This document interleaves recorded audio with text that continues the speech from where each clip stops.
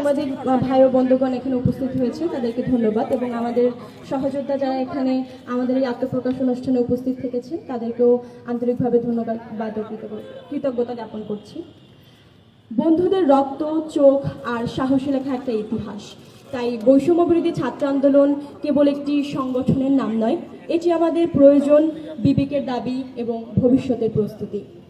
2024 সালের জুলাইয়ে বাংলাদেশ প্রত্যক্ষ করেছিল ঐতিহাসিক গণঅভ্যুত্থান, যার মধ্য দিয়ে দেশ দ্বিতীয়বারের মতো স্বাধীনতার স্বাদ পায়। সেই আন্দোলনের রাজপথ রঞ্জিত হয়েছিল আমার ভাইয়ের রক্তে। কেউ প্রাণ দিয়েছে, কেউ চোখ হারিয়েছে, কেউ নিখোঁজ হয়েছে। তাদের আত্মত্যাগের বিনিময়ে আমরা পেয়েছি এই সংগ্রামের পথ। গণঅভ্যুত্থানের সময় আমরা আসলে জনগণের দাবির মুখে আমরা দেখেছি কিভাবে স্বৈরাচার আসলে দেশ ছেড়ে পালাতে বাধ্য হয়েছে। এর পরবর্তীতে গণঅভ্যুত্থানের পরে আমরা 2024 সালে 22 অক্টোবর বৈষম্য বিরোধী ছাত্র আন্দোলনের আহ্বায়ক কমিটি গঠনের মধ্য দিয়ে ছাত্র সমাজ সংগঠিত হতে শুরু করে। পরবর্তীতে 21শে নভেম্বর গঠিত হয় কেন্দ্রীয় নির্বাহী কমিটি, যা আন্দোলনকে কাঠামোগতভাবে সামনের দিকে এগিয়ে নেওয়ার জন্য দায়িত্ব গ্রহণ করে। কিন্তু ইতিহাস সহজ পথ দেখায় না। 2025 সালের 28শে ফেব্রুয়ারি শীর্ষ নেতৃত্ব রাজনৈতিক দলে যোগদানের সিদ্ধান্ত নিলে বৈষম্যবিরোধীদের এই ছাত্র আন্দোলন পড়ে যায় নেতৃত্বহীনতার এক দীর্ঘস্থায়িতায়। এই শূন্যতা ভেঙে সংগ্রামকে নতুন দিশা দিতে 2025 সালের 25শে জুন অনুষ্ঠিত হয় বৈষম্য বিরোধী ছাত্র আন্দোলনের প্রথম জাতীয় কাউন্সিল। সেই কাউন্সিলে সরাসরি ভোটের মাধ্যমে আমরা নির্বাচিত করি আমাদের নতুন সভাপতি, সাধারণ সম্পাদক, সাংগঠনিক সম্পাদক এবং মুখপাত্র। আজকের এই অনুষ্ঠান শুধু একটি আনুষ্ঠানিকতা নয়, আজকে আমরা এই নবনির্বাচিত নেতৃত্ব শপথ নিচ্ছি যে লড়াই শুরু হয়েছে রক্তে এবং তা শেষ হবে ন্যায্যে। আমাদের সংগঠন গড়ে উঠেছে শহীদের আত্মত্যাগে, তা বিকশিত হবে গণতান্ত্রিক নেতৃত্বে। আমরা কখনো অন্যায়ের কাছে মাথা নত করব না। বৈষম্য বিরোধী ছাত্র আন্দোলনের এই লড়াই চলবে শেষ নিঃশ্বাস পর্যন্ত।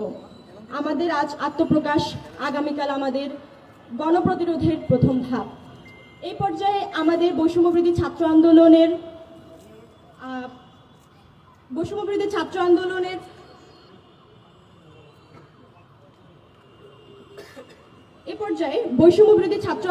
খসড়া ইস্তেহার পাঠ করবেন বৈষম্য বিরোধী ছাত্র আন্দোলনের নবনির্বাচিত সাধারণ সম্পাদক হাসান ইনাম।